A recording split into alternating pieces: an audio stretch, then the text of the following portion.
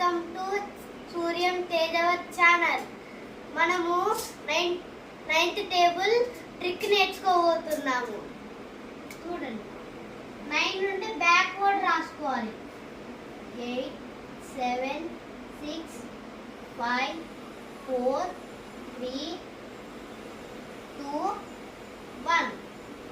ఇప్పుడు దీన్ని ఇప్పుడు 90 రాసుకొని ఇక్కడ మళ్ళీ ఇక్కడ నుండి 8 7 6 5 4 3 2 1 0. ఇక్కడ 0. నచ్చితే లైక్ చేయండి, సబ్స్క్రైబ్ చేసుకోండి. Bye bye. షేర్ చేయండి.